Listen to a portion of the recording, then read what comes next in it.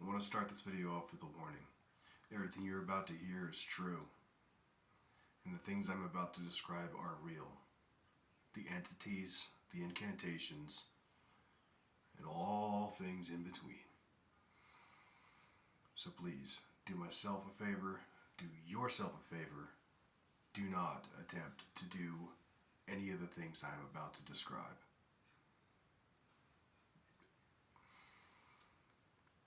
First, I want to start by telling you that demons are real. Witchcraft is real. The forces you guide when you attempt to perform anything I'm about to speak of in this video is real. And so are the consequences.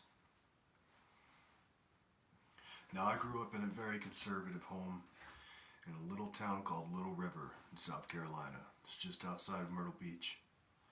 Now, being in South Carolina, you're more than likely to be raised Southern Baptist.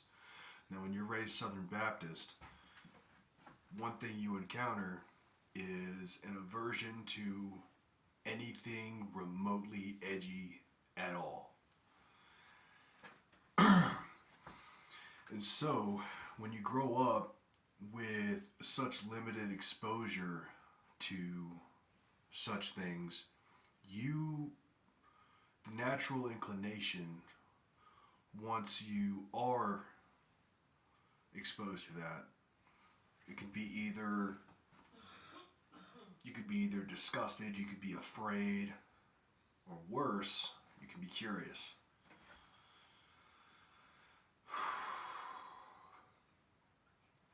So of course, when I finally turned 18, I aged out of foster care, and I wound up on the streets. I looked around, and I thought to myself, who's gonna stop me? I'm a grown-ass man now. I'm 18. I can legally smoke and da-da-da. Yeah, I'm old. I'm old enough to remember when the legal smoking age was 18.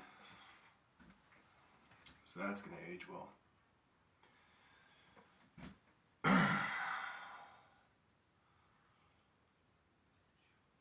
I had my first encounter with, I guess you could say, alternative spiritual practices in Phoenix, Arizona. Now, up before that point, I had watched, I don't know how many movies about, like horror movies. My favorite one at the time was Book of Shadows, Blair Witch 2. And I'm going to ruffle some feathers by saying this, but it is objectively the better of the two movies. I know, don't shoot, because I shoot back.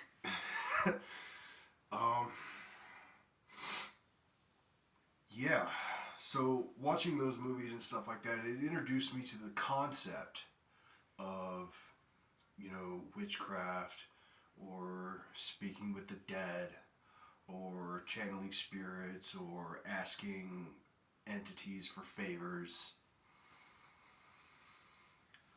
But what those movies, or what I failed to absorb from those movies, was that dealing with such things has inevitable consequences. You cannot escape from that kind of thing. So,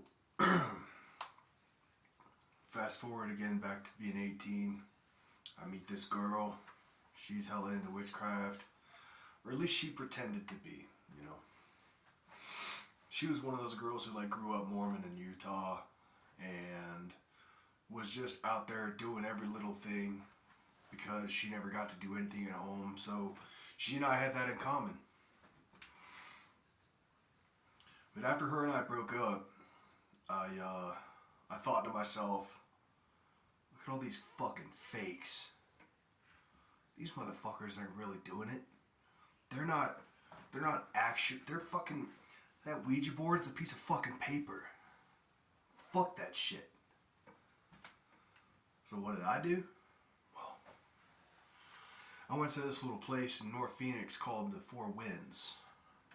It's probably still there today. I can't guarantee one way or the other. It's been years. But in that place, you had implements. This is where the local witch community, be it Wicca, Norse paganism, Buddhist, Taoist, everything that screamed alternative spirituality, they had it, okay? They had your pendants, your books of shadows, which are literally a book of shadows, guys. It's a notebook. It's a notebook, and if you want you don't want a book of shadows. First of all, don't even go there. But like real hardcore witches, they'll just buy a composition book from the Dollar General or some store, Staples, what have you.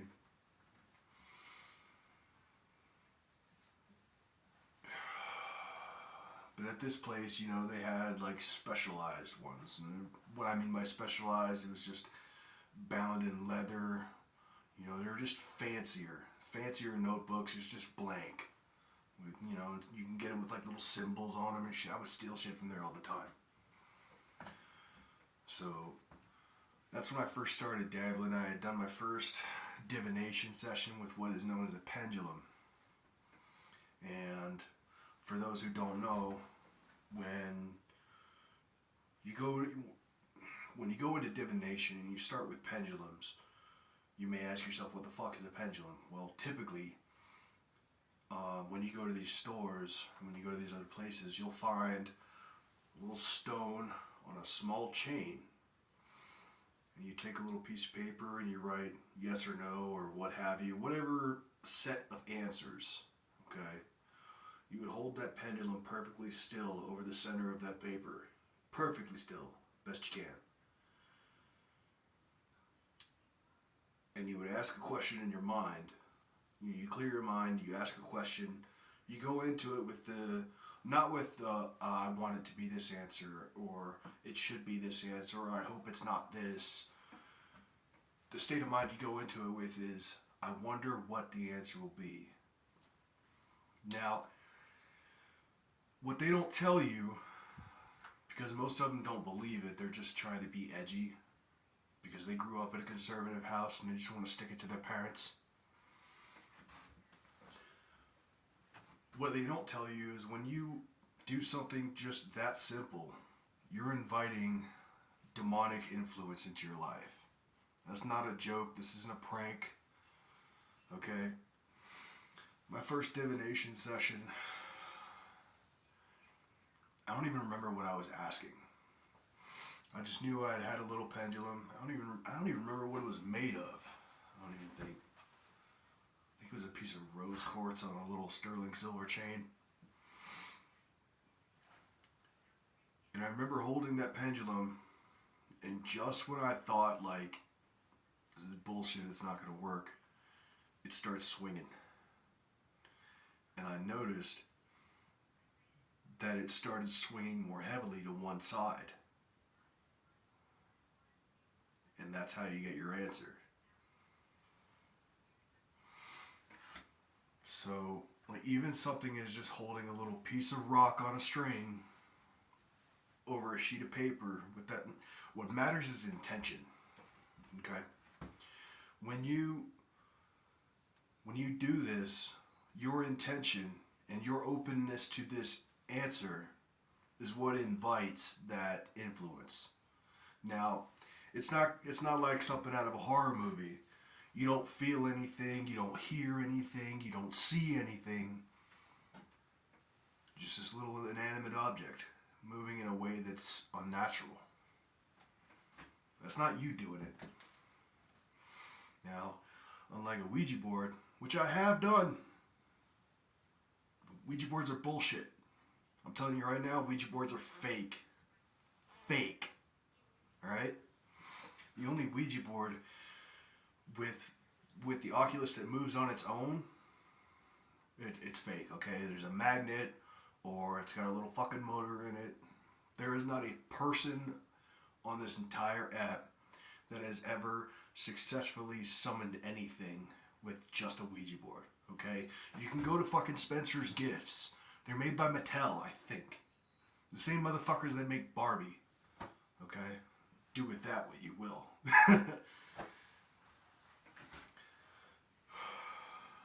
But for the people who are serious about it, it goes deep.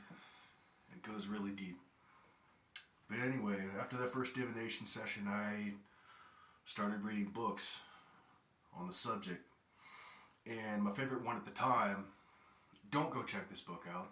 Like, it's not scary or anything, but again, it's just, its presence, your openness to it, is what allows that influence. Now, you might ask yourself, how the hell is that? Well, demons and, these entities that don't have your best interests at heart, all likelihood want you dead or in hell. Preferably both, I assume. They don't need to be formally invited. They don't need to be asked to come into your life. They don't need commitment. They need cracks. Okay? They need doubt, curiosity, things like that. That's all it takes. Okay? I'm lucky that I came away without, going full-on possession. And honestly, to this day, for all I know, there could be something hanging on to me from those days when I used to do that shit. I don't know. And that's the worst part about it. You don't get to pick the time and place when a malevolent presence makes itself known and starts messing with you, trying to ruin your life, trying to ruin your soul. Which it will. It absolutely fucking will. I keep going off on tangents, man. I can't stress this enough, though. So I get this book from the library. I rip the label out of it, stick it in my backpack, and I fuck off. It was The Little Big Book of Magic by DJ Conway. At least I think that was her name. Conway, Connolly, something like that. And I started reading it. In it, it had the meanings of different colors as it pertained to witchcraft, which sounds stupid. Just wait. It'll have animals, different animals, and what they're seen as from that perspective, through that lens. They'll have different symbols for different entities. And it plays it off like, oh, you're only working with the masculine and feminine sides of the same energy that controls the movement of the universe. And they say that these forces, these dualistic forces, are personified in these different entities. Now, the entities described in this book aren't the same as you would see in Christian demonology. So, what we know as Satan, rightfully so, they will call Cernunnos, or Pan, drawing from different religions and druidic practices from thousands of years ago. It'll list the Egyptian gods, the Celtic pantheon, the Greeks, Roman, all of it. And it gives you instructions on what to do when you want to affect a certain outcome. So, for example, a very common spell done by people who buy this book, well, I want more money. Who doesn't? But they have rituals and a materials list and instructions on how to perform this outcome. Now, I'm not going to get into exact details, mostly because I don't remember them all. I did a lot of drugs back then, you guys. I was... Weed was always my favorite thing from the time I was 18. I started smoking weed in March 2012, and this was, 2013. But by that time, I'd graduated to amphetamines, fucking synthetic cannabis, or you may know it as spice, or K2. And if you don't know what that stuff is, good on you. Don't ever try it. That shit'll kill you. I still have, like, involuntary muscle twitches. Sometimes it'll be in my jaw. Sometimes my jaw will just, for no reason, just randomly. My leg will kick. Or something, Like, I have permanent damage from that shit. So, anyway, it's another fucking tangent, dude. I went to the doctor, and I don't know what HD is, but apparently I got 80 of those motherfuckers. Ha ha ha ha. You can tell I'm waffling a lot. Like, I don't really want to get into this because I just know somebody out there in the algorithm who sees this video is going to see this and be like, oh, I accept your challenge. It's not a fucking challenge, dude. This shit will fucking kill you.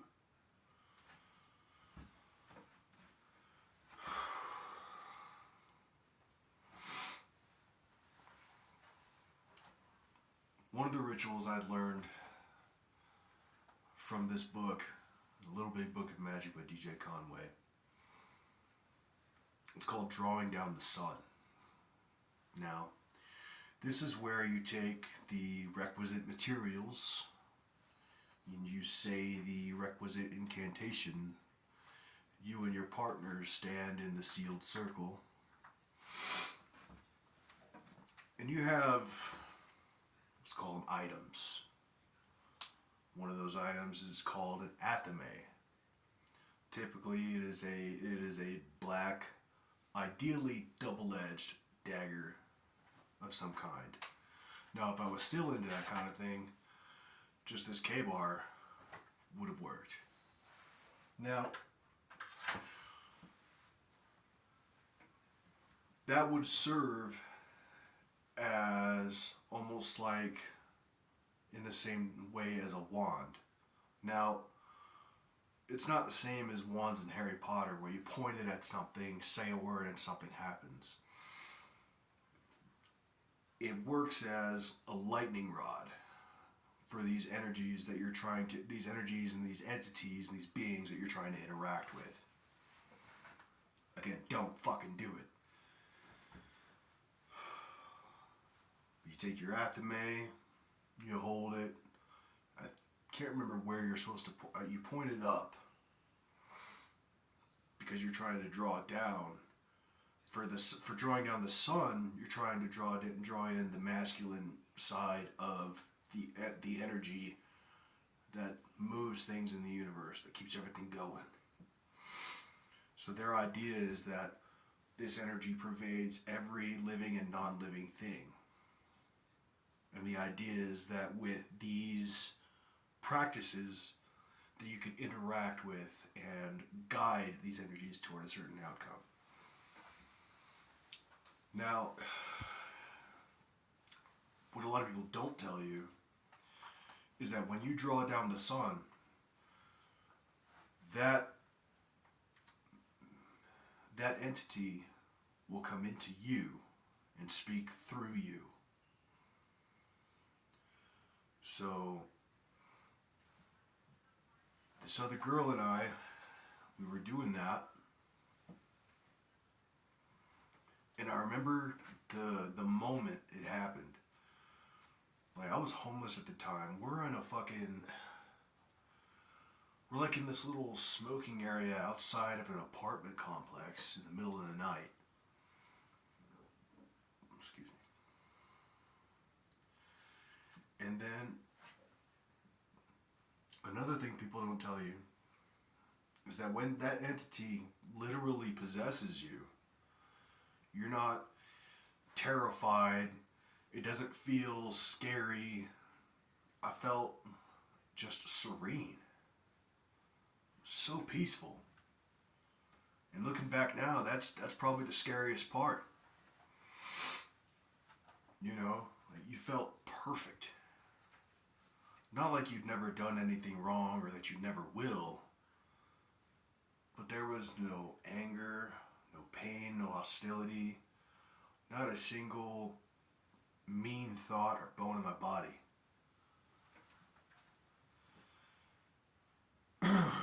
And I remember I was still inside my own skin, but it felt like two people trying to share one chair almost. Does that make sense? And this entity who called itself Cernunnos, which if you look back in Celtic tradition, you know who that is. And this entity spoke to my girlfriend through me. And after they had like their little conversation, he fucks off and I'm back. Now, I didn't have any amnesia, you know, like I was riding shotgun the whole time. I saw it all, you know. I saw it all through my eyes. But I felt it when it entered me and I felt it when it left. And in retrospect, the problem with that mainly was because it didn't scare me. It wasn't immediately hostile or anything like that. There was no apparent negativity. That it felt like I got carte blanche to do whatever I want when it came to this. So I went all in. I had made my own spells. I had developed a sort of, I don't want to say precognition, but that's kind of what it was. But I would use it for stupid shit. I remember like, once I had worked on it enough and I had developed this sense of precognition and was able to tell certain things were going to happen before they did, I would use it to predict stupid shit like, will there be a security guard on this next light rail train? Or won't there be? Will I be able to get on this train without a ticket because there's a security guard on it? You know, that's what I use it for a lot. You know, if you live in Phoenix and you're homeless, you need that light rail, and you don't always have the money for the bus passes. You know, you hardly ever have the money for the bus passes.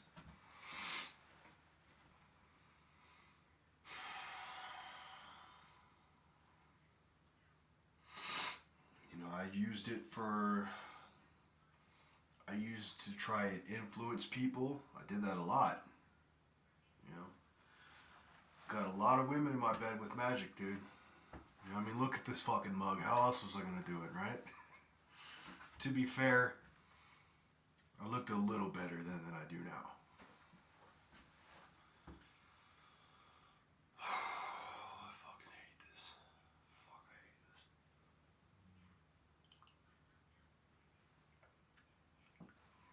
But doing that, you know, while I was in Phoenix, it was all fun and games. But I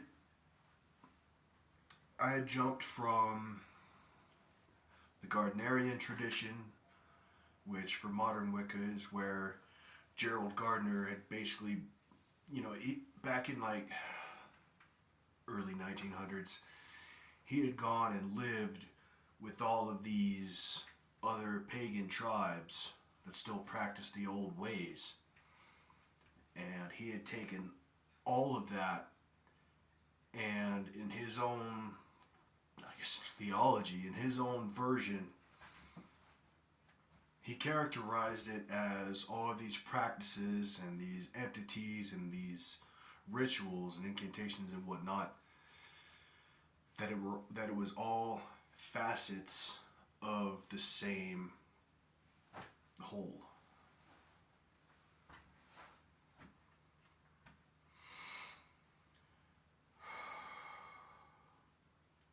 So I used it on dumb shit, and I graduated to, I don't want to say graduated, but after a couple of years in that, I went to Alexandrian, which is bit more modernized. It's a little edgier in some places. They really like going skyclad a lot. I'm not telling you what skyclad is. I'm not. It's fucking stupid. It's real. It's fucking stupid.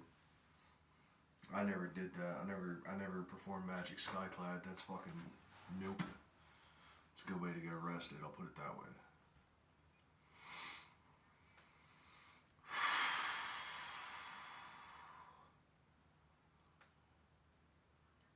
But eventually I graduated to doing like serious shit with it.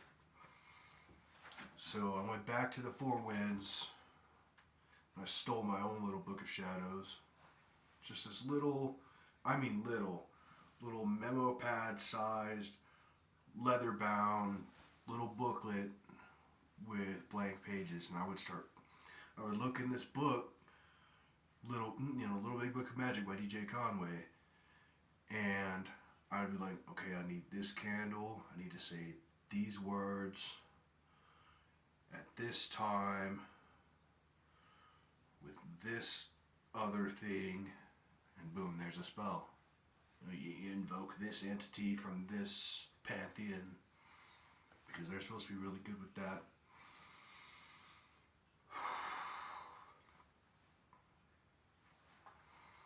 And the first serious spell I ever did, and I remember I specifically formulated the spell for this purpose. It's the only spell I ever wrote myself. I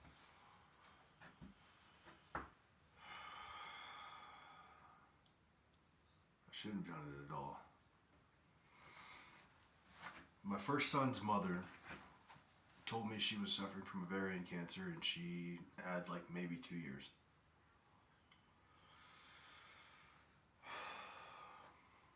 So I sat for days, researching which entity to call on, which color candle I needed, what I needed to say, all that shit.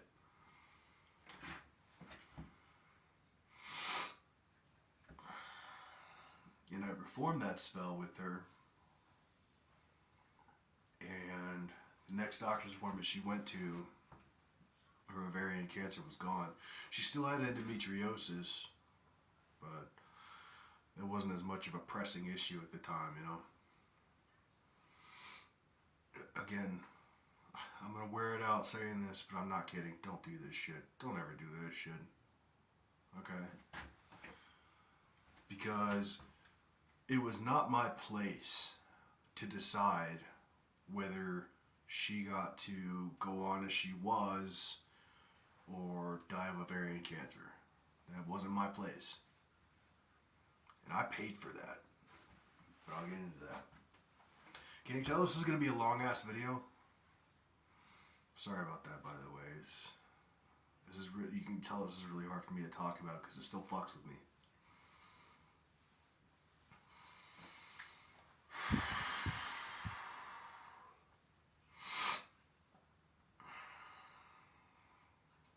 But all I did for her was just give her more time to do more meth.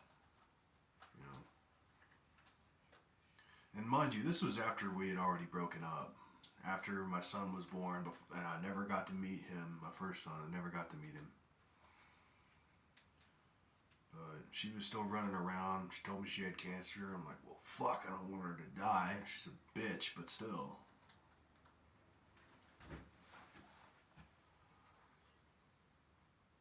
All I did was give her free rein to live like a degenerate. She never fixed her life. Never. Last time I saw her, she was... Man, what year was it even? It's like 2015, 2016 was the last time I saw her. And she just looked disgusting. She was skin and bones, riding a stolen beach cruiser from Walmart. Owed like this, that, and the third drug dealer money. Fucking sores all over her face, all over her body.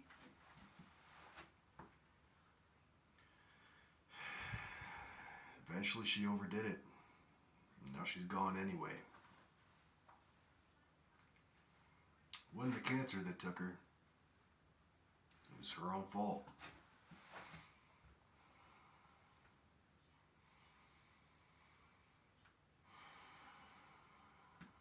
I mean, I'll come to think of it, I didn't even really give her any extra time. You know, God was going to take her one way or another at this specific time, dude. Whether it be through cancer or her own doings.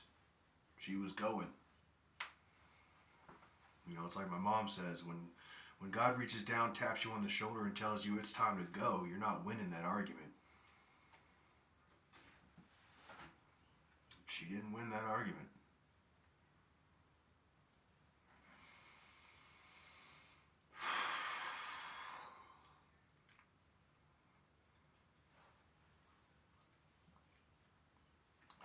But I'm going to go ahead and skip ahead a little bit to 2020. You know, after I had become a high priest in the Gardnerian and Alexandrian traditions, I had moved on to Norse paganism, you know, engraving the bones, speaking to the ravens, you know, what you would expect from someone who actually does it.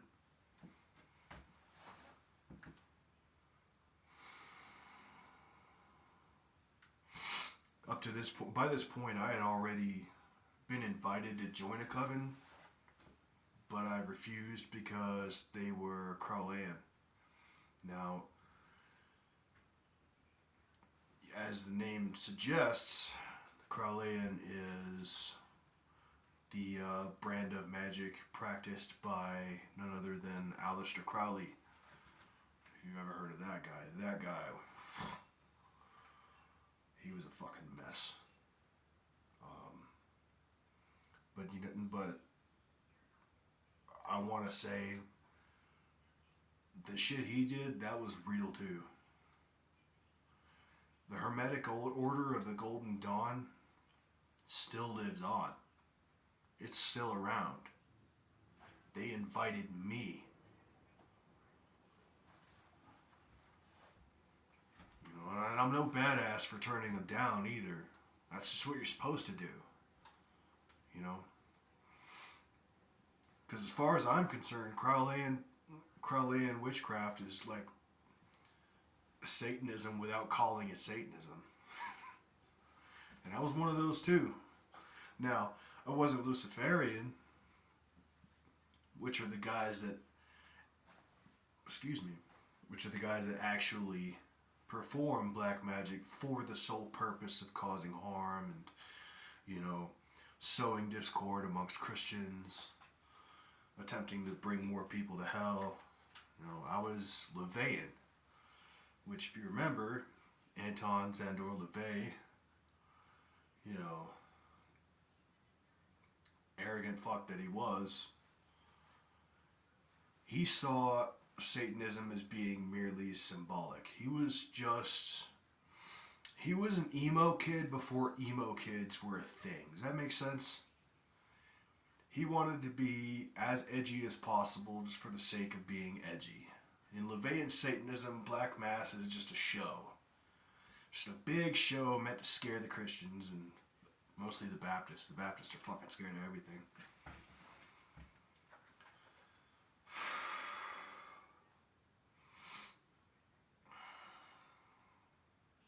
But the Luciferians, they will fuck around with communicating with actual demons on purpose. I've met a few of them. They're not good people. They're not even nice people. They're not even polite in public. They're fucking dicks. They're like an onion. Okay? On the outside, shit. Peel back another layer, shit. 5 more layers down, more shit underneath, okay?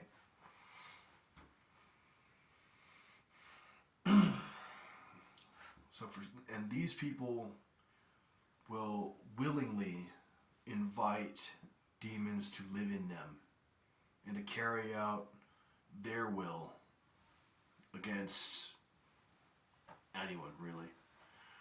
They don't have a code. They'll send demons after your 2-year-old. They don't give a fuck. If they feel like your 2-year-old was too loud at a movie theater or something, you best believe they're saying incantations against that kid tonight. I'm not kidding. There are some Luciferians who will at least have a conversation with you about it. You know? Like, I was only ever friends with one Luciferian. Okay? And that was because we were homies before I knew he was one. You know? And thankfully, he was completely fucking useless when it came to witchcraft. Still is. We're not friends anymore, though. But that's a totally different story. So, skipping ahead again, back to 2020. I was with my second son's mother.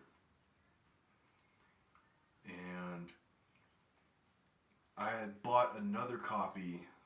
Like, I had bought a copy of A Little Big Book of Magic by DJ Conway at this point. And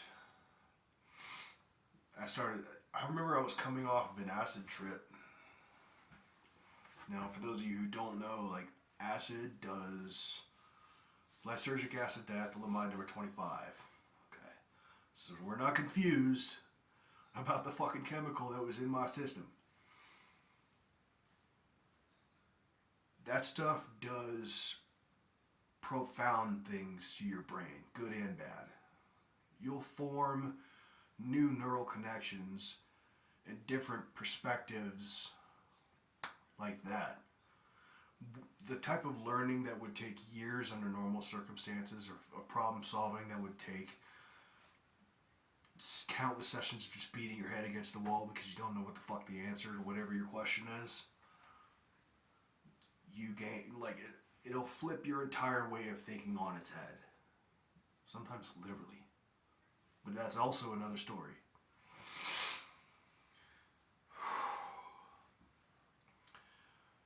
So I'm tripping, I'm coming off the trip, and I'm still loose. My son's mom, she's asking me, you know, about the spiritual beliefs that I held. And I started explaining to her, it was like, oh yeah, all this shit is real. And she's like, well, I want to see my grandma. And her grandmother, obviously, was no longer with us. So I opened up the book. I opened up that fucking book in our little hotel room. Shitty little hotel room. I had set the book on the bed in the middle of the room. I had said the incantation, invoked this or that entity. I don't even remember what it was. And I had lit a candle that she had made. A black one, because of course. After I had said the incantation, the candle self-extinguished. There was no breeze in the room. We didn't have a fan. The window was barely cracked. And obviously the candle was nowhere near that window. It just goes out. As soon as it goes out, these two insects, I'm not even joking, that were not in the room before.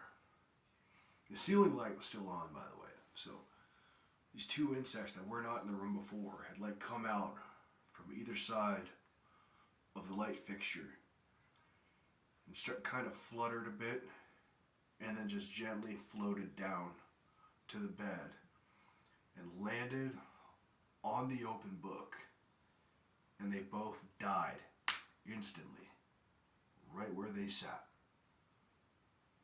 And when those two bugs died, behind my girlfriend, my son's mom looks behind me to the window that led to the street, and she points. She's like, what the fuck? And I didn't see anything, but she did. So I started asking her, like, what are you seeing? Like, what's going on? Talk to me. She saw an entity that resembled her grandmother, but wasn't. This entity had a smile on, which kind of put her at ease. But also, there was something you just couldn't shake, you know? She described it as having the body of her grandmother, but the smile on her face was way too wide. Like unnaturally wide. The eyes were totally black. And it's just waving from outside the window. And then it's gone. It didn't move to the left or right, it just poof, it's gone. That was the last ritual I ever did. Because up to that point, nothing and no one had ever literally died in the process of any of my spells. And you might be thinking, some people might ask, it's like, why the fuck do you care two bugs died? I was like, well, first of all, they weren't fucking there in the first place. They weren't there in the first place. They literally came out of nowhere and landed directly onto the book. Onto the spell book. And died when they hit the paper. And then that entity manifests right outside our window. I fucked up that night.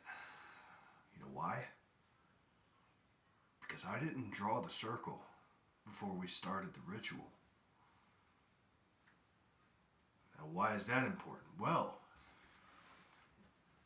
in Wicca, if you are going to manifest an entity of any kind, you have to make a circle. Now, be it through incantations or salt, preferably both, if you're going to be stupid enough to try it, which I do not recommend, again, then that is what keeps whatever you summon in that place. Now you're starting to put it together. Through my fault, my most grievous fault, I brought something into this world and sent it out there. I unleashed something that could only have come from hell. Now looking back, that motherfucker had a sixth sense of humor too. Because it took the form of the relative that my girlfriend wanted to see. And then sat outside the window just long enough to mock us before it went out into the world unfettered, uncontained, to do whatever it wanted.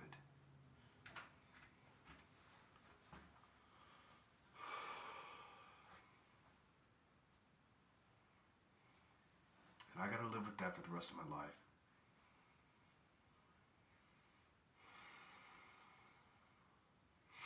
There's a very high chance that somebody out there was attacked, possessed, or even killed by something that I unleashed.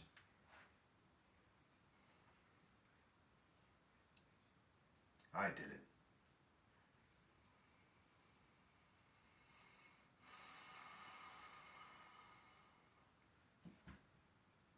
That's the last time I ever did magic.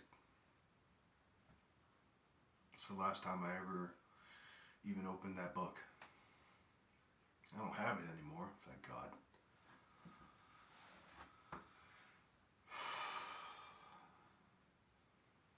But just messing around it's not an excuse. Just messing around like that is enough to unleash something evil. Real evil.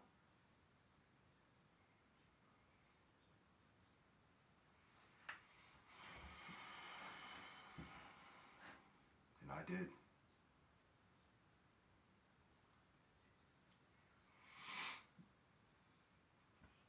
Now you may have heard it in movies before, but it is true. When you call out to the realm of the dead, all of them can hear you. And you don't get to choose what answers.